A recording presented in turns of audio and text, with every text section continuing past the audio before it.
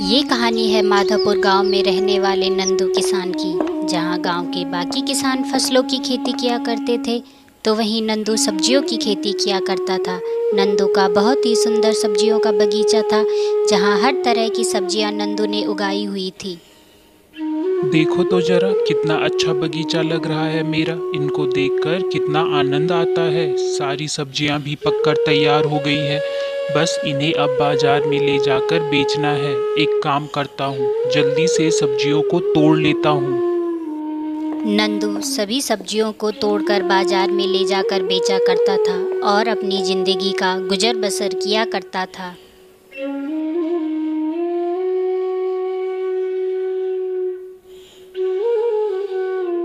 मीना, आज बाजार थोड़ा जल्दी जाना पड़ेगा। थोड़ा ज्यादा सब्जियां लेकर जाऊंगा तो ज्यादा पैसा आएगा।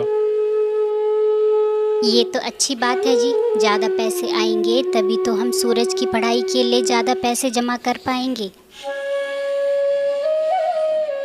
हाँ हाँ भाग्यवान, मुझे पता है सूरज की पढ़ाई के लिए हमें पैसे जमा करने हैं। अभी फिलहाल चलता हूँ, शाम को देरी हो जाएगी। नंदू मीना को बोलकर घर से निकल जाता है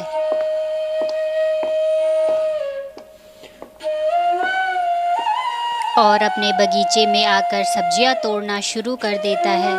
थोड़ी देर बाद नंदू ढेर सारी सब्जियां तोड़ देता है। अरे कितनी ताजा सब्जियां लग रही है, और कितनी हरी भरी भी। मेरी सब्जियां इतनी अच्छी है कि कोई भी इन्हें लिए बगैर नहीं रह सकता है।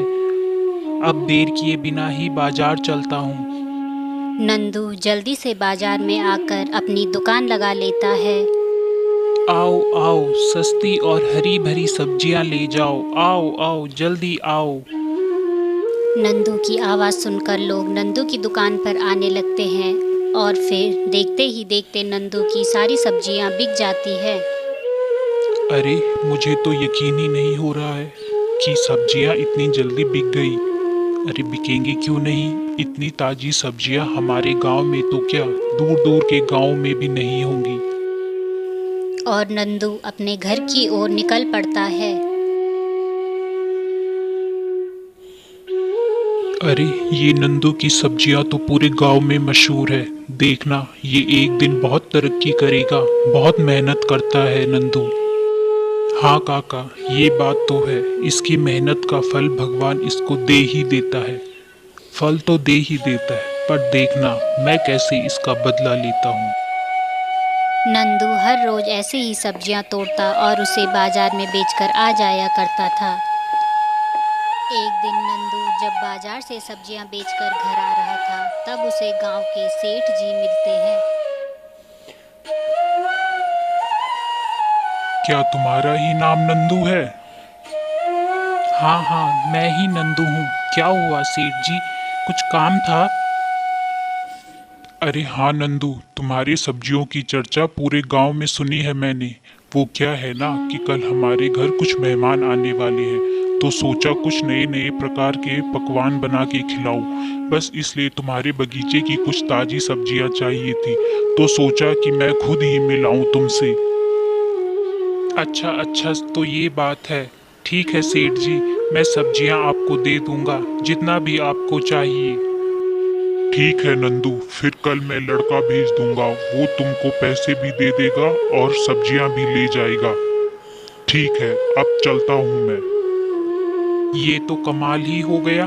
बड़ी खुशी की बात है। चलकर मीना को बताता हूँ, वो भी खुश हो जाएगी। नंदू की खुशी का तो अब ठिकाना ही नहीं था। नंदू जल्दी से घर जाता है और अपनी पत्नी से कहता है, अरे मीना, तुमको पता है आज हमारे गांव के सेठ जी मुझसे मिले थे। उनको हमारे बगीचे के बहुत सारी सब्जियां चाहिए, वो भी कल ही। अच्छा, ये तो बहुत अच्छी बात है जी। फिर तो आपको कल बाजार भी नहीं जाना पड़ेगा। कल का मुनाफा आपको घर बैठे मिल जाएगा। हाँ मोहिनी, लेकिन मुझे बगीचे में तो जाना ही पड़ेगा। सब्जियां तोड़ कर लाकर रखना होगा। सेठ जी का नौकर कल सब्जियां लेने के लिए किसी भी वक्त आ सकता है। नंदू बगीचे में आ जाता है।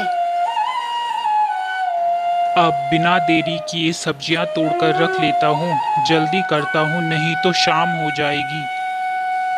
नंदू सब्जियां तोड़ना शुरू कर देता है और थोड़ी देर में ही सब्जियों की सारी टोकरी भर देता है।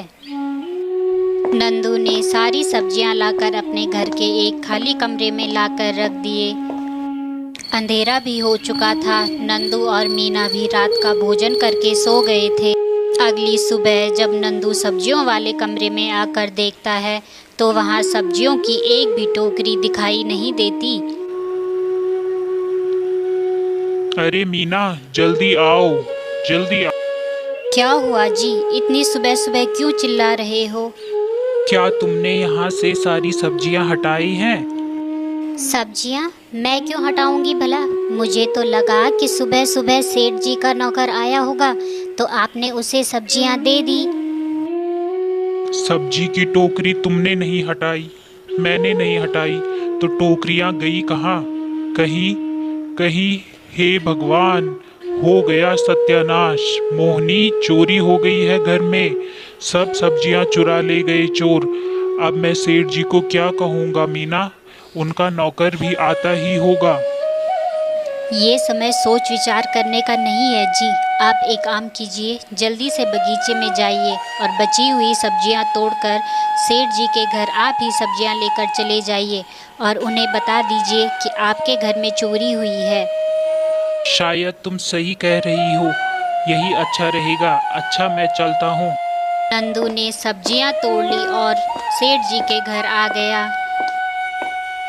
नंदू, तुम इतनी सुबह सुबह तुम क्यों आ गए? मैं लड़का भेजने ही वाला था।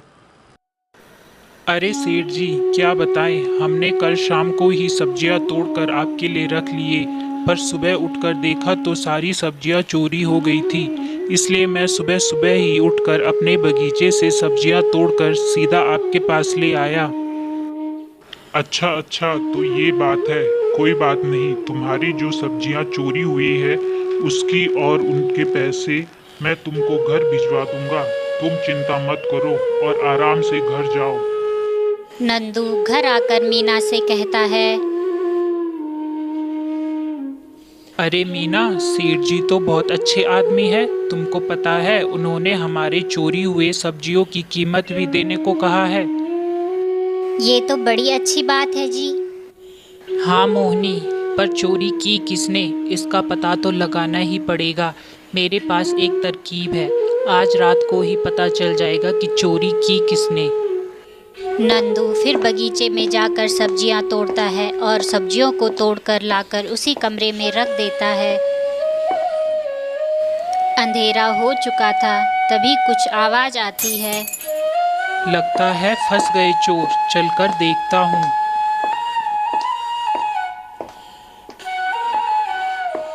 अरे शोर मत करो, नहीं तो कोई आ जाएगा।